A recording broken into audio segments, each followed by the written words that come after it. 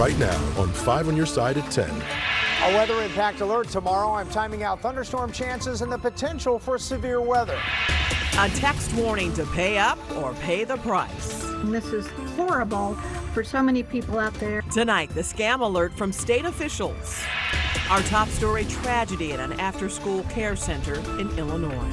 It's sending as many ambulances as you can get out here. Tonight, the young lives lost after a car crashes through a building.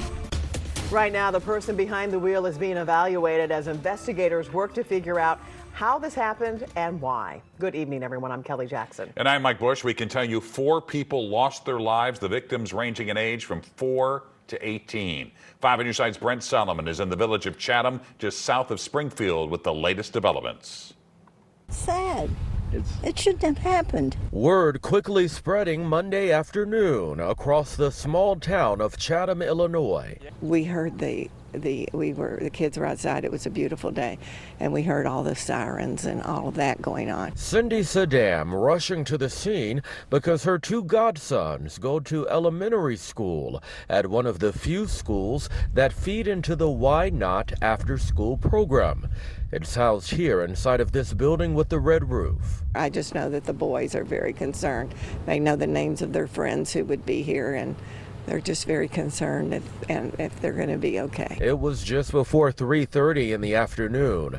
Police arriving to the after-school camp on Breckenridge Road after someone drove right into the building, striking people outside and inside.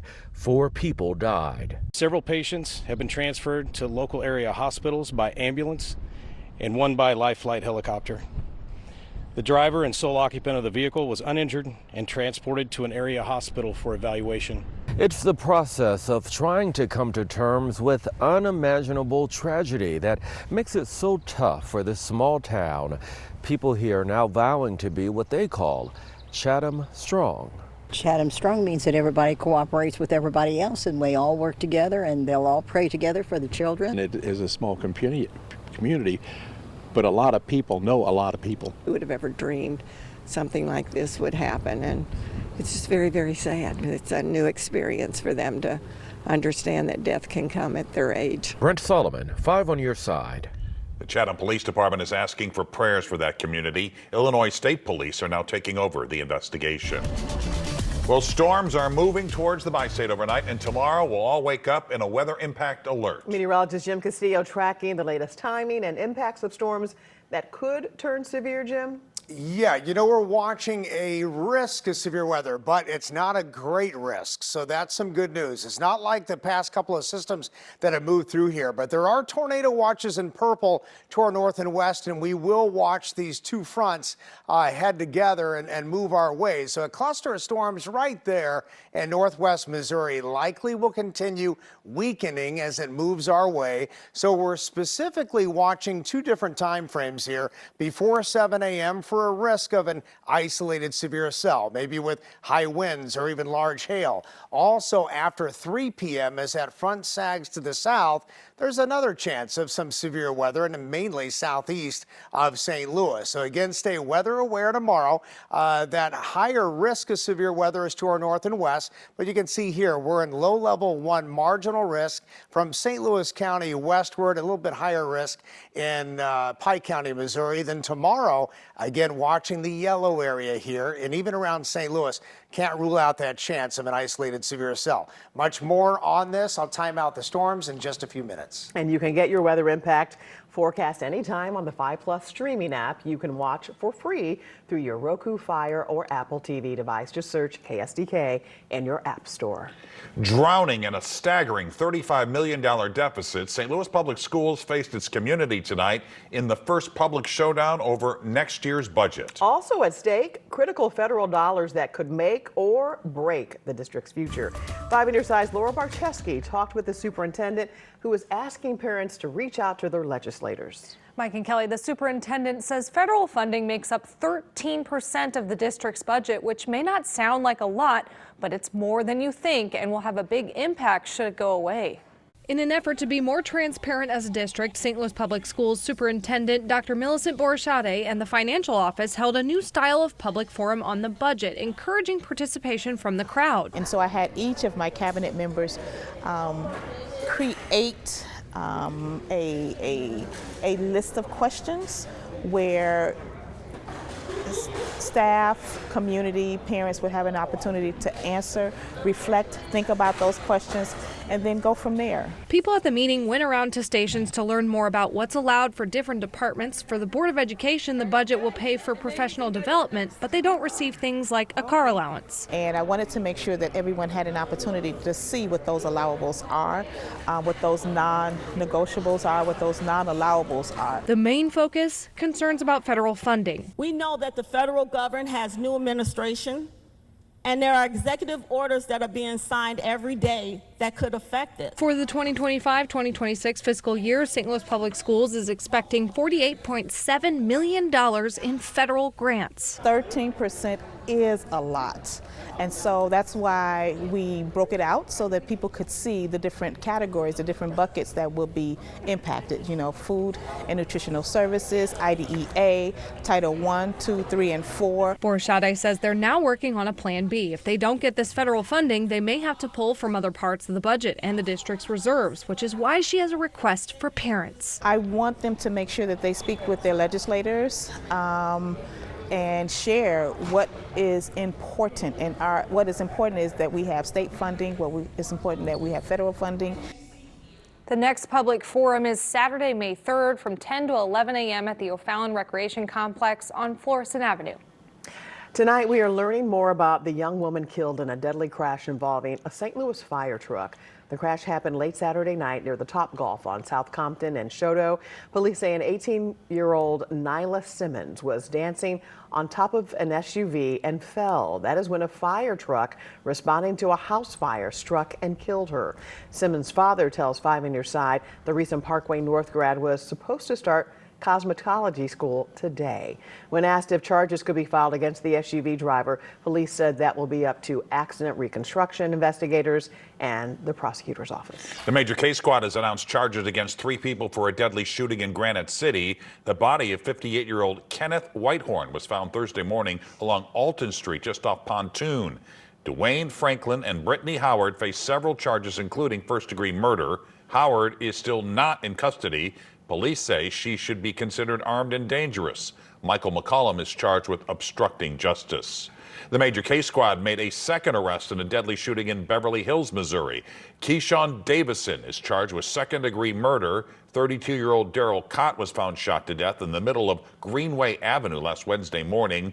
Over the weekend, Arvid Wilkerson was arrested and charged with first-degree murder in the case. Tonight, the St. Louis Metropolitan Police Department is investigating a crime where it is the victim. Police have arrested Alex Johnston. According to court documents, he got into a garage by running under a gate. He is accused of stealing several items from a SWAT bunker, including a 40-millimeter multi-launcher, which is used to launch pellets and beanbags. It's also capable of launching grenades. Police are still looking for that weapon tonight. No civilian can buy the components to this. And so this is a useless tool to an individual. And I would highly recommend the person that has it to go ahead and call police headquarters, let them know they have it. They probably don't even know that they have what they have. Probably don't even know that it belongs to the police department. Johnston was arrested in Fredericktown. Police say normally the bunker he stole from is locked. The department has launched an internal review.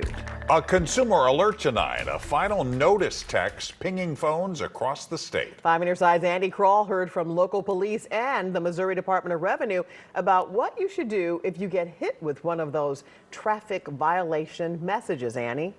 Mike and Kelly, the Missouri Department of Revenue told us tonight they would never send requests for payments or personal information via a text message.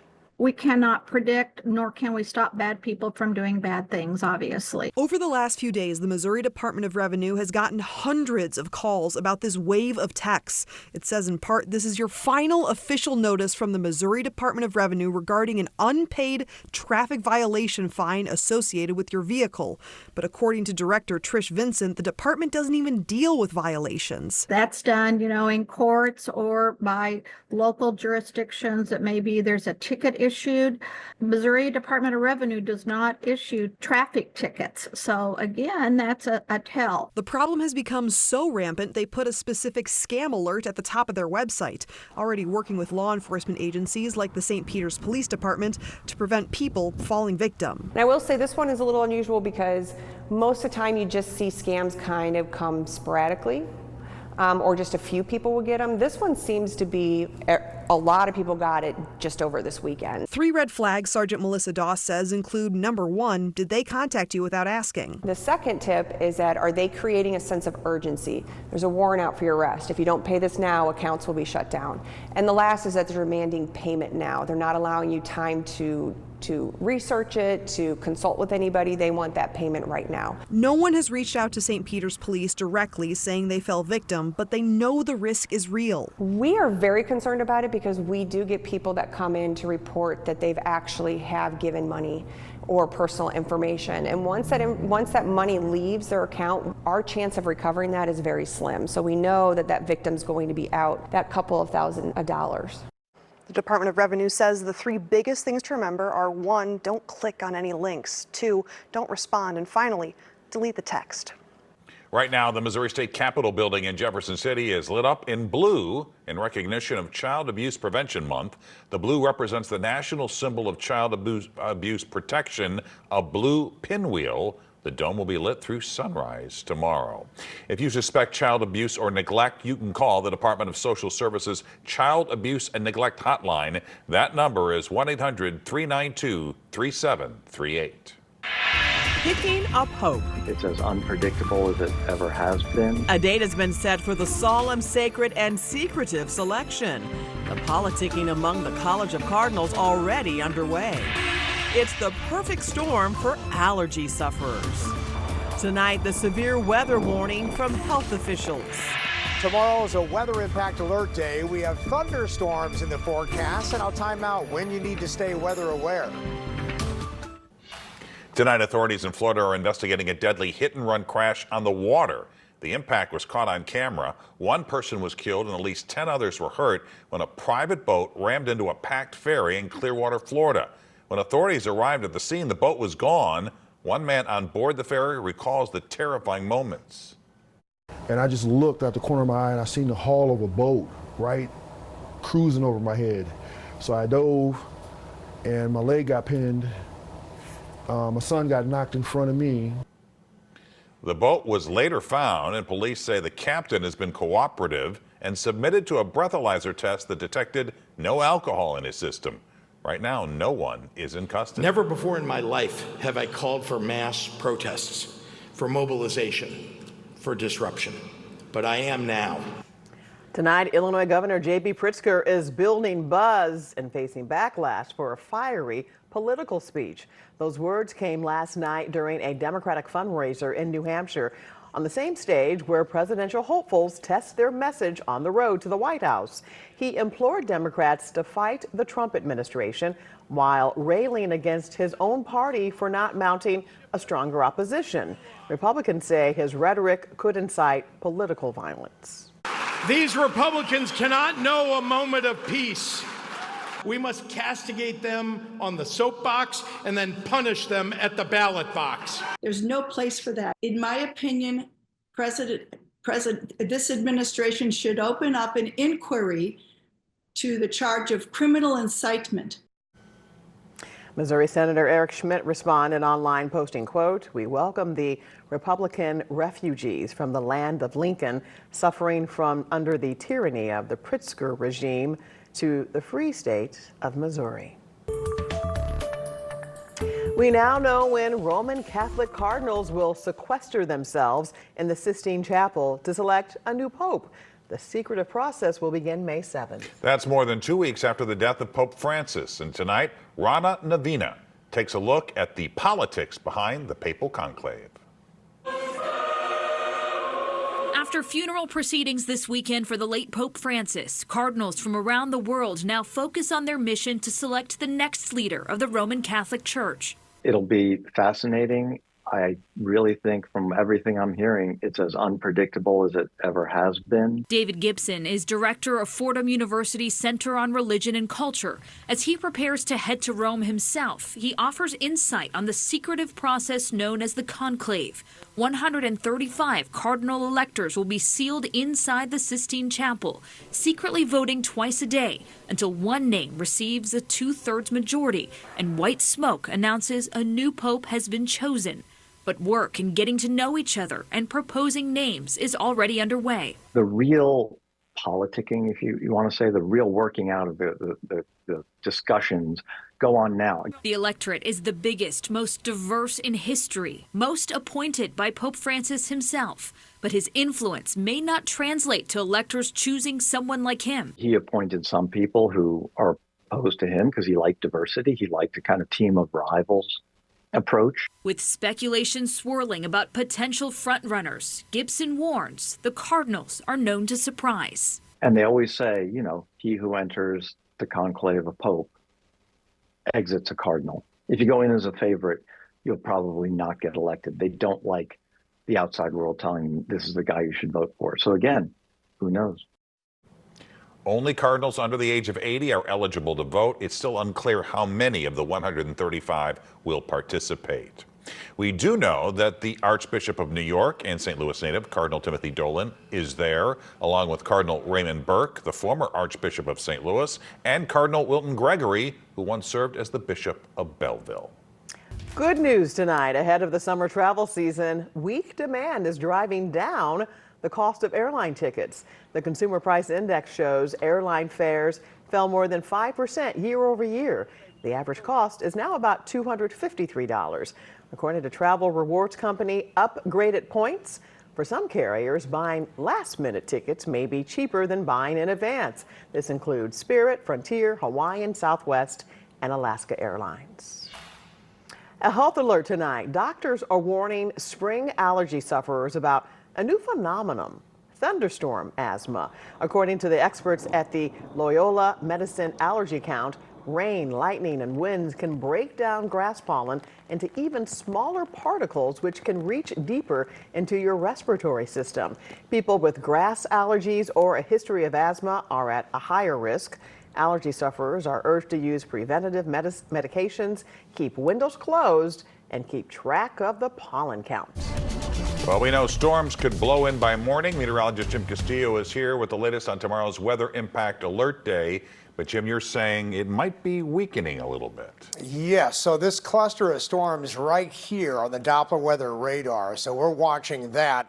Those storms definitely are trying to move our way, but likely they will weaken even more so. And that tornado watch will not be extended further to the east, but our risk of high wind with some of those storms and hail also. So that storm chance is there. And then we'll watch as more storms reform in the afternoon. And we'll watch especially southeast of St. Louis. Then the next couple days after that, it just showers, storms, some of them heavy at times, and even isolated severe weather. But by the weekend, we're going to really clear up nicely. So before 7 a.m., a risk of severe weather, again, mainly isolated, wind gust and large hail. Then after 3 p.m., same kind of deal, watching the afternoon and evening, especially southeast of St. Louis. So just stay weather aware and have all your devices charged up in case the power does go out. 81 right now. Look at that heat index, 82. So yeah, you can feel that humidity at 52%. Dew point is up there at 62. 88 for that high today, and we started out at 58. So still tornado watches from Minneapolis all the way back towards Kansas City, just to the west of there, and then more down around Oklahoma and Texas.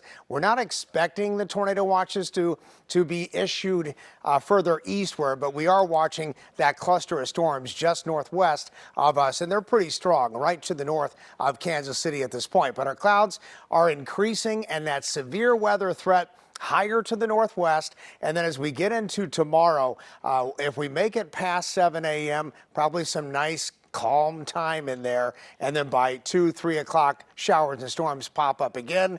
That tornado risk today has been to the north of us, from Minneapolis all the way through Wisconsin and into Des Moines, Iowa. So severe weather threat Wednesday, an isolated severe threat in green. So again, not expecting any big outbreaks of any kind, but the front sags to the south of us, and then waves of rain right along that. And again, that chance of heavy rain at times. Here's that futurecast, just checking that out tomorrow morning. This is indicating maybe Jerseyville northward, Greene County, Illinois, showers and storms. And we'll just see if it sets up in that location or maybe is a little further south. At 9:30 in the morning, still that risk of clusters of showers and storms into the afternoon, and that small chance of it becoming severe. So something we'll keep our eyes on. Look at how much rain, though, 1 to 2 inches plus expected across the area all the way through Thursday. So 7-day forecast showing 70s, not 80s like we had today, 88, 78 tomorrow, 77 Wednesday, 74 on Thursday. And again, dodging those showers and storms. By Friday, though, guys, it's beautiful. It is clear. Our partly sunny to mostly sunny, 73. As we get into Friday, 73, Saturday and Sunday, a nice weekend ahead. That's what we look forward to. Dry weather, what we need. Yes. Jim, thanks. You got it. Sports is next. The Cardinals were in Cincinnati. Brady Cook is headed to New York. And we have some thoughts on arguably the greatest sports executive of all time in St. Louis. And here's a look at the program streaming in late night on 5+. You can watch for free through your Roku, Apple, or Fire TV device.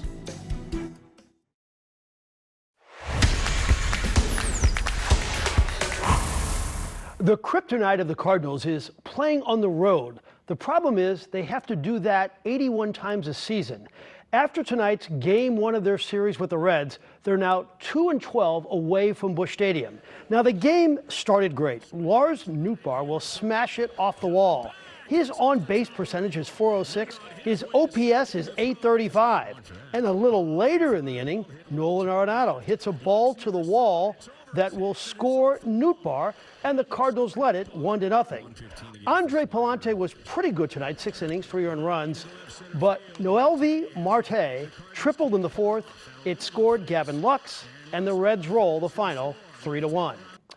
So when the Blues were down 2-0, the odds of them winning the series was about 20%. And now the percentages are up to 38. Bottom line, they will have to win a game in Winnipeg, and they will get that chance in Game 5 on Wednesday night. Stanley Cup winner Pat Maroon came back yesterday in a perfect role. First to fire up the sellout crowded Enterprise and set the mood for the 5-1 beatdown. After the game, he greeted the team as they came off the ice, including some of the guys he went to war with. The newly retired Big Rig told me he was humbled by the experience. But it landed me in St. Louis for my first ever Stanley Cup, and everyone surrounded me that just got me to this path to be a good human being, a good person. Hockey's just hockey, but being a good person is the most important thing, and to have this opportunity to share this win tonight is awesome. Congrats to the pride of Chaminade, Brady Cook. The moment the NFL draft ended, the New York Jets called the Mizzou quarterback accepted a free agent contract. We know he's athletic. He threw for 9,000 yards and 50 scores also, started 47 games for the Tigers. The Jets flew Brady up there before the draft to meet with the coaching staff. We talked earlier today. You know me, I'm ready for it. I'm ready for it. I'm excited. You know, I've had about 4 months now to think about this and prepare for what it's going to feel like and what it's going to be like. And I'm just ready to get to New York and get to work. You know, I want to get out there again. I want to compete. I want to be a part of a team, and training camp's going to be a blast. Finally tonight, a word about Walt Jocketty, who passed away at the age of 74 this weekend. Unfortunately, Walt spent the last year of his life in a hospital in Phoenix. He's arguably the best sports executive our town has ever known. 6 division titles and 1 World Series with the Cardinals. Talk about incredible acquisitions. Mark McGuire, Scott Rowland, Larry Walker, Chris Carpenter, Jason Isringhausen, Darryl Kyle, Adam Wainwright, and Jim Edmonds. Who has that kind of resume? And oh, by the way, Walt was also the man who brought Tony La Russa to town. How'd that work out? And most importantly, Walt was a genuinely good guy who was as humble as he was accessible. Walt Jocketty was 74 years old. Unfortunately, he won't be here to enjoy it, but one day he will end up in the Cardinal Hall of Fame. And that's, frankly speaking, for tonight. All right, before we go, Jim has a final check of tomorrow's weather impact alert day. Okay, we're just checking out those storms again around Kansas City, and if they hold together, they could be kind of strong before 7 a.m., and then we'll watch a little bit of a lull before another risk of showers and storms could be strong in the afternoon and early evening. Highs tomorrow at 78, weather impact alert day, and as we get into Wednesday and Thursday, more showers and storms. By Friday, Saturday, Sunday, and Monday, dry weather, and in the 70s, maybe even low 80s by Monday. But one way or another, it's going to be a wet week until Friday. Very wet all the way through Thursday. Yeah. There you have it. 5 on your side at 10. We're always streaming on 5+. We hope you'll start your day with Today in St. Louis. That starts at 4 a.m. Have a great tomorrow.